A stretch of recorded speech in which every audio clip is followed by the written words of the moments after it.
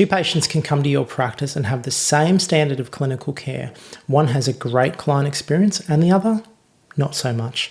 In today's video, I'm going to show you why some people really don't get on that well with the environment, while others find it quite smooth, and what you can do to make that difference negligible.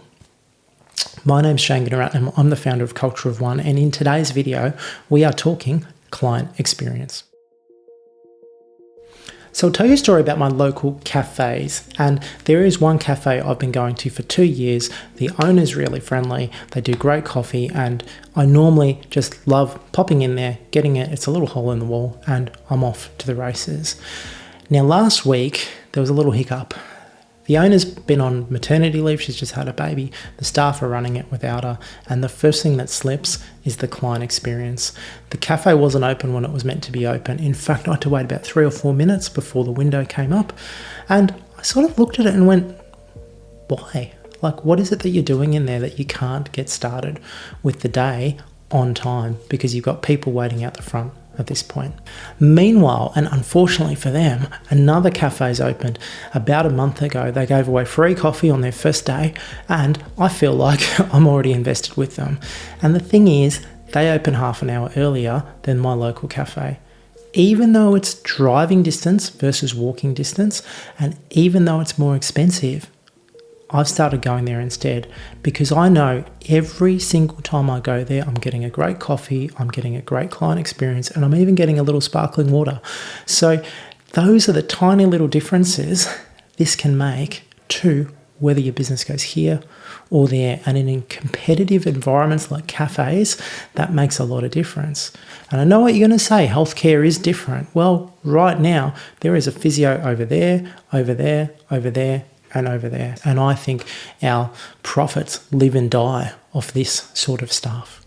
Now, I'm sure this all sounds really good to you, but why we're doing this is because we need to improve the value of the consultations we're doing. And it is really a journey to try and improve clinical quality that can take you 5 or 10 years with your group of therapists.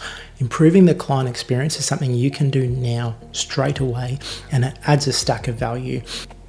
I've dropped a free download below called the Worth Check, and this allows you to check yourself against what you think is going on in your practice to determine whether you can actually put your price up or not.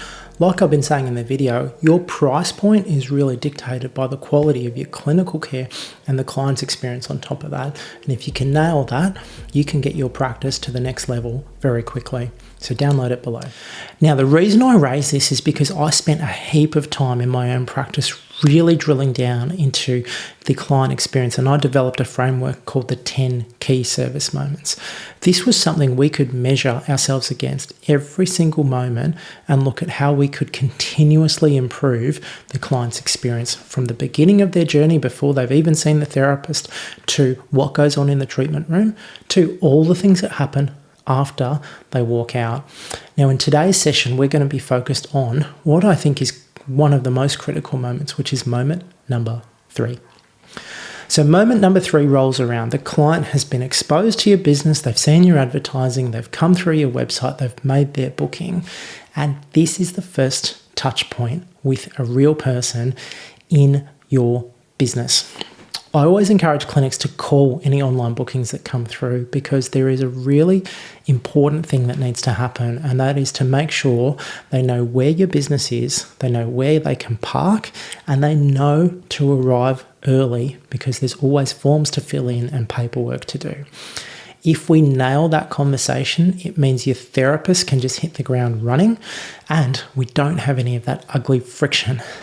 If we don't nail that conversation, the person turns up thinking they know where they're going to, they're at the wrong place, they're getting a call from the admin team going, hey, where are you? Suddenly they're flustered, they're arriving into that point, they quickly sign the form, they jump into the room, their heart rate's really beating, and you want to have a nice, calm, therapeutic conversation. It's not happening. And starting a consultation that way means your therapists are working uphill in order to get that patient really happy by the end of their 30 or 40 minutes.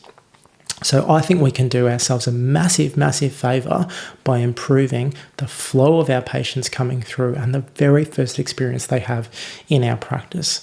Now, there's a few value adds here as well, which is we can look at ways we can get the online booking and online forms completed so there's nothing for the person to do but turn up and have a coffee and enjoy themselves before they actually get in for their therapy. Why moment number 3 is the focus though, is this is the first time someone ever interacts with your business proper. And if we can make that a standard setting moment, one that really shows them, okay, these guys are really organized, they're really good. It pre-frames the actual consultation as something that this person is now going to expect is going to be brilliant. We know from research that patient expectations often guide their recovery. So why wouldn't we put more time into setting higher expectations of what the outcome is going to be? If that is simply going to support their recovery, I think it's one of the greatest things we can do and some of the lowest hanging fruit in the client experience journey. And it's something I think you can take away from today and roll out in your practice. Thanks for watching today's video. Please like and subscribe, and don't forget to share this with a friend who could improve their client experience. I'll see you in the next video.